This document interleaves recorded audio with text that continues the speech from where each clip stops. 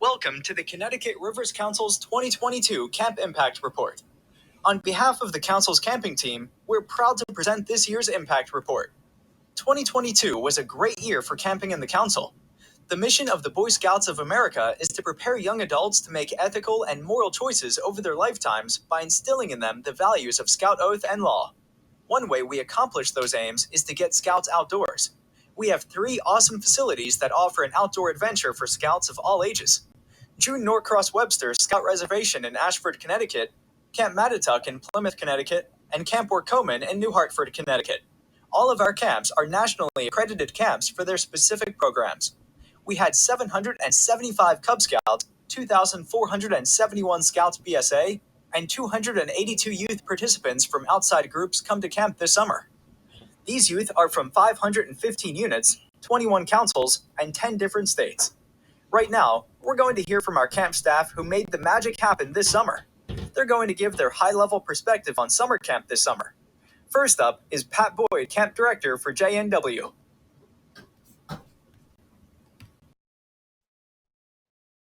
Good evening. I appreciate the opportunity to share some of the success stories from this past summer at the June Norcross Webster Scout Reservation. By all accounts, this past season was a success. We saw a growth in attendance in all of our programs, most notably in our Cub Scout Day Camp program, our Scouts BSA overnight camping. I should note that our farthest unit that came to camp this year was from the Grand Canyon Council in Arizona, not to be rivaled from a Longhorn Council in Texas troop. And the closest troop to travel to camp was from Ashford, Connecticut, Troop 92. We saw growth in the number of units from the Connecticut Rivers Council attending camp that previously had gone out of council, but we're also seeing a growth of out-of-council youth coming to camp, most notably units from the Spirit of Adventure Council.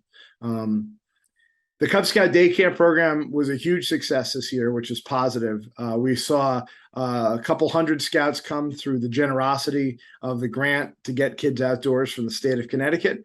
But in addition to that, we saw scouts come to camp for additional weeks on top of that with paid registration. So our paid registrations exceeded where we were in 2021 with only additionally adding the grant program on top of it.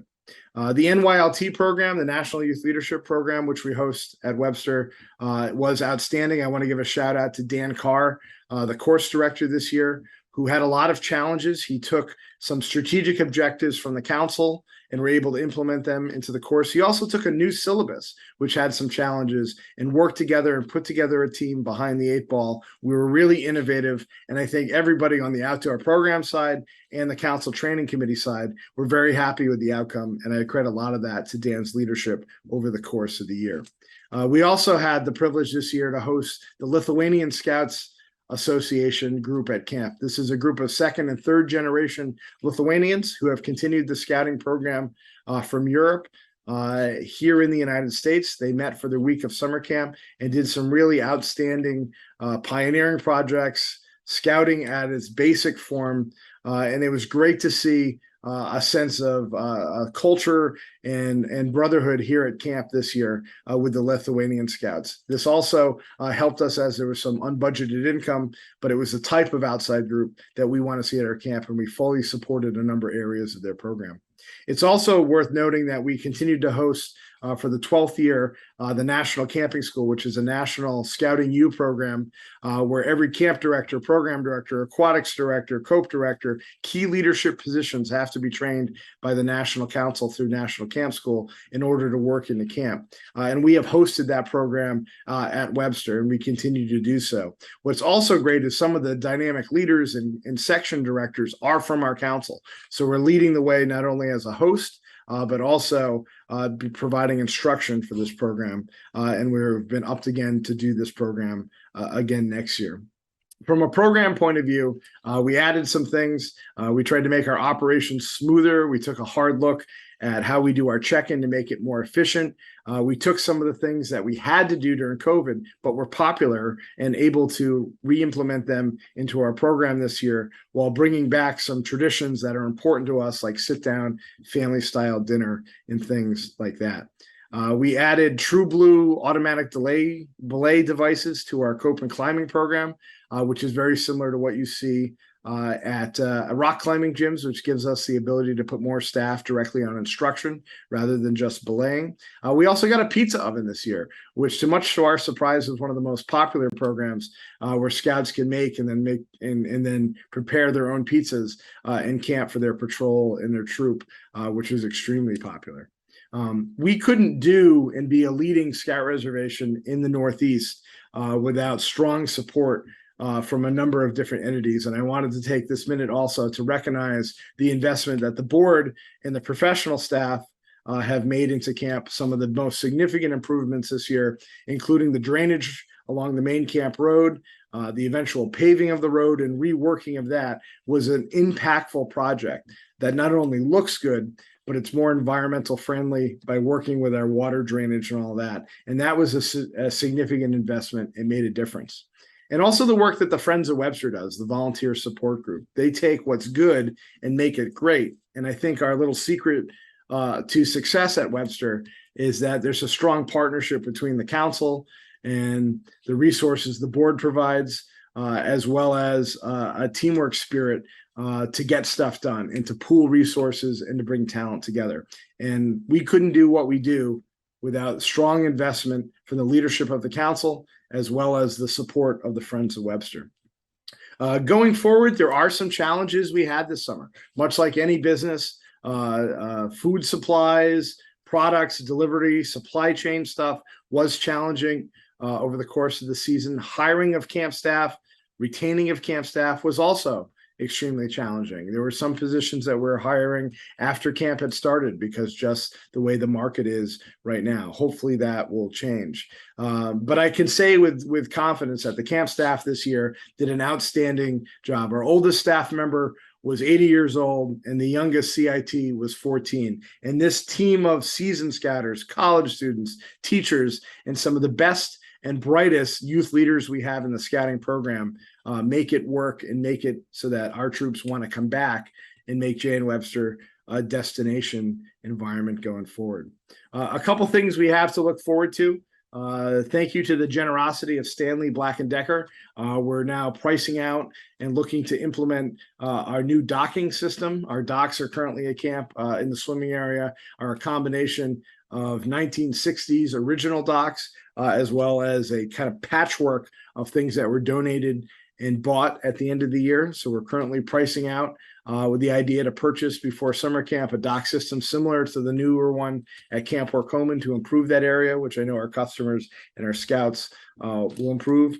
And we're working with the family of Peter Perry, a former camp director and board member who passed away about a year ago, on some major investments into the camp property going forward.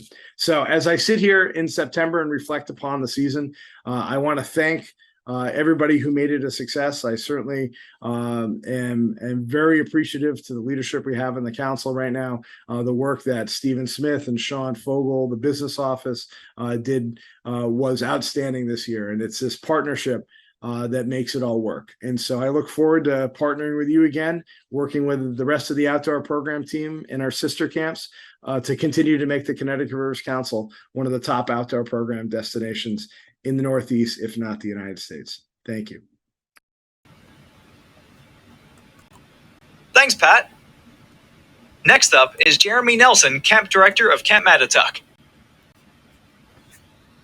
I think I've probably met most of you by now, but I just wanted to take a minute to introduce myself and thank you all for the opportunity to talk to you a little bit tonight about Camp Mattituck and the programs that we had run over this past summer and what's coming up in the near future. Some of the things that we added this year that I wanted to talk about was the Fix program.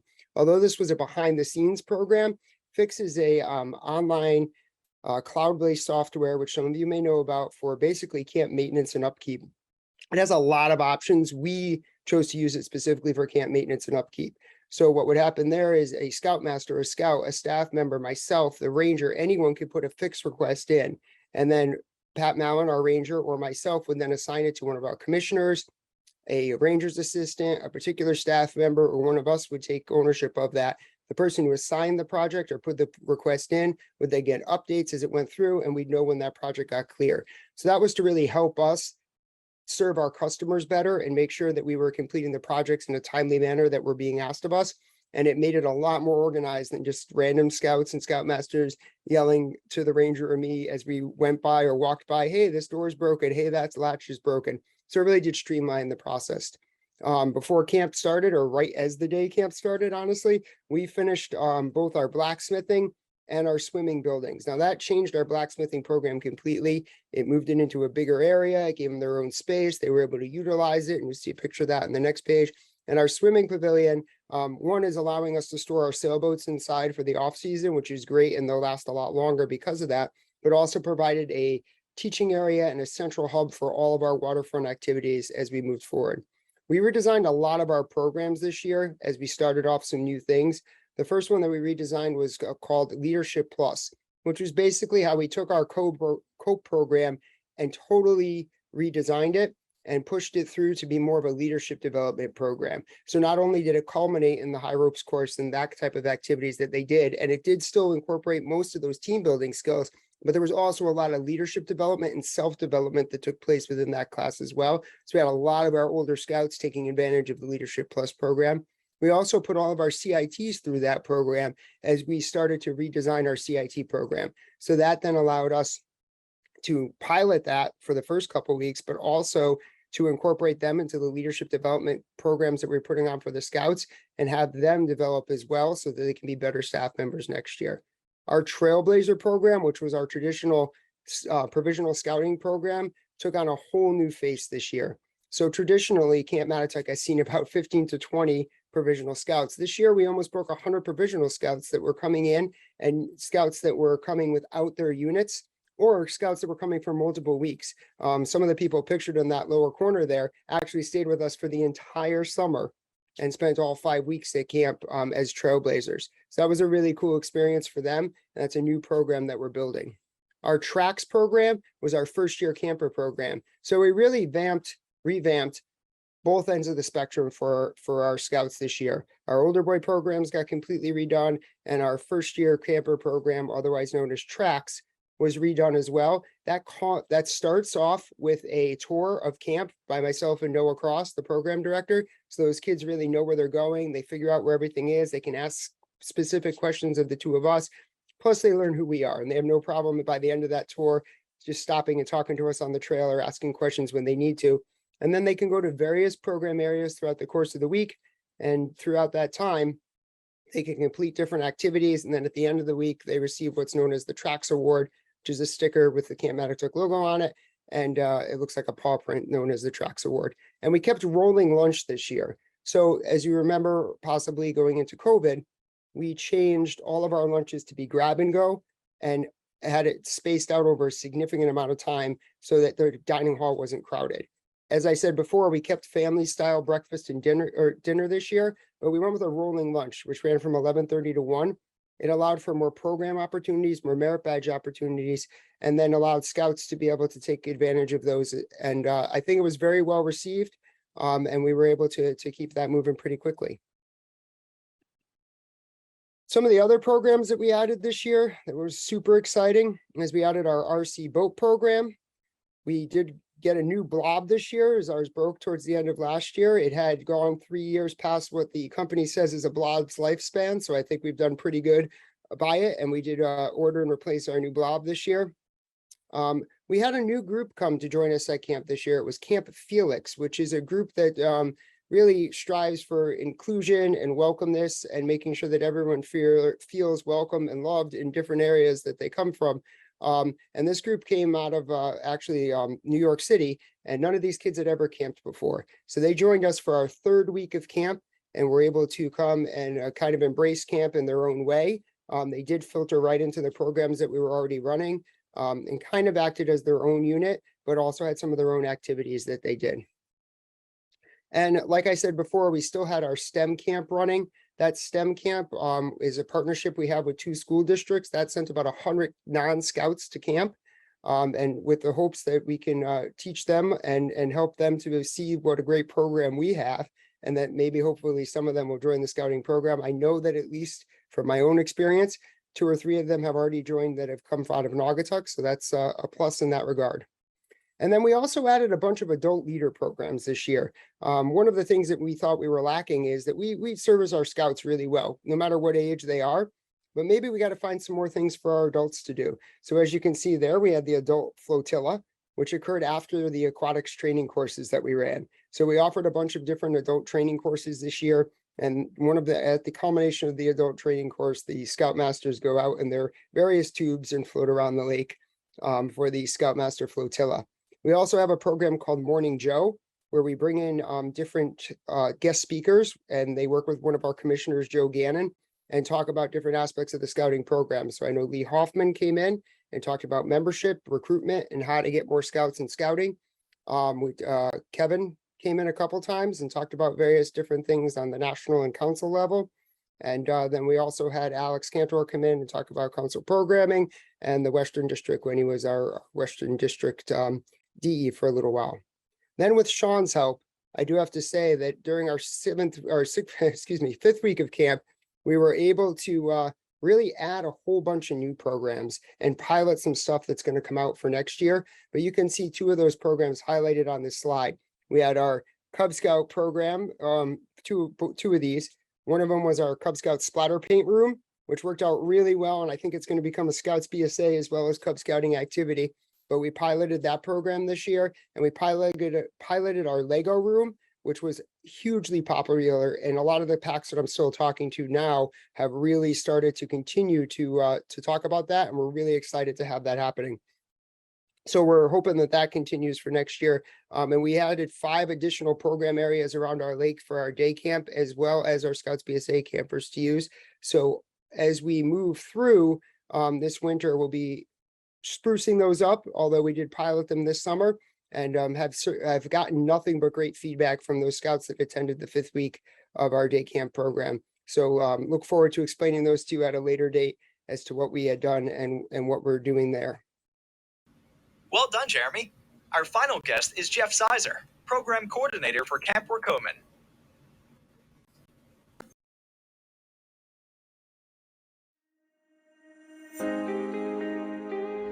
Hello, my name is Jeffrey Sizer from the Camp Raccoman staff to provide you with information about our successes from this past summer.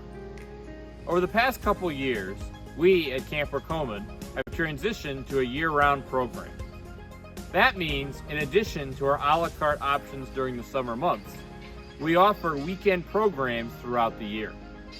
During the summer of 2022, we exceeded our attendance and budgetary goal, with over 400 scouts participating in Summer Camp a la carte, a series of day programs, overnight opportunities, Cub Camp, scuba diving certification, and more. Through this program, scouts can attend camp for a length of time and for a program that suits their schedule and interests. They can attend individually, do an overnight with their family, or stay overnight for several days with their units. To illustrate the success of our program, I would like for you to know about David. David is a scout from Queens, New York, who traveled with his mom to Camp Raccoman by bus to participate in our program. David had special needs, which made participating in a traditional week-long program quite difficult for him. For David, he attended camp for 3 days, where he worked on merit badges, tried out scuba diving, and participated in other activities around camp. David's mom was so impressed that when she got home, she wrote a letter to the BSA National Office complimenting our program. Without our a la carte options, David would most likely not have had any scouting experiences this past summer. And looking ahead, we at Camp Raccoman are excited to be the Leadership Development Center for Connecticut Rivers Council. Here, we will be incorporating training programs throughout the year, especially during the summer when we will be hosting a National Outdoor Youth Leadership Training and Powderhorn course to go along with our Scouts BSA a la carte options and Cub Scout summer camp programs. It is our hope that through these programs, Scouts and youth will grow their skills, gather new ideas to then take back to their units to be more successful. Together, we hope to build better scouting throughout southern New England and beyond. So once again, we are happy to report on a successful summer of 2022 at Camp Werkomen and look forward to an even better 2023. Thank you.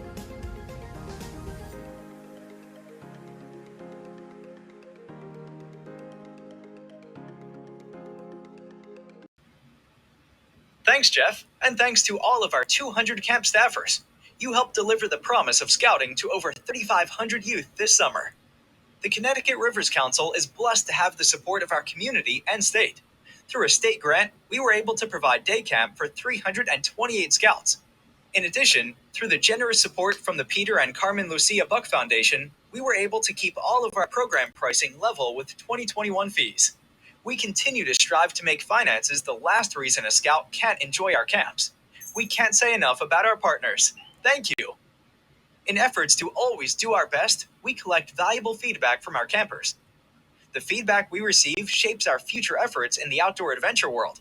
Some youth feedback we heard this summer on our program areas validated a lot of efforts and, of course, gave us stuff to improve on. Our aquatics area received a 94% satisfied rating. Nature program, 89% satisfied.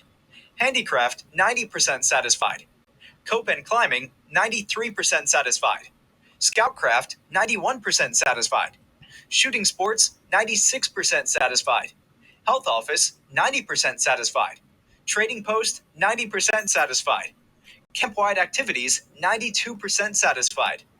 Also, part of our process is to solicit feedback from our adult leaders who come to camp. We asked them to give us their top 3 words to describe camp this summer. These were the most chosen descriptors: fun, inclusive, hot, impressive, helpful, and exciting. As we wrapped up the 2022 summer camp season with great success, we look forward to the challenge of growing our programs again in 2023. We have already doubled down on our successes at each camp. From infrastructure upgrades at JNW with new docks, program augmentations at Mattituck with a new day camp layout, and program areas for Cubs and Scouts BSA, and a new program offering at Camp Werkomen called the Leadership Development Center. These enhancements, coupled with the Council Properties Committee's efforts, will make a big difference in not only 2023, but for decades to come. Thanks for listening, and we will see you at camp in 2023.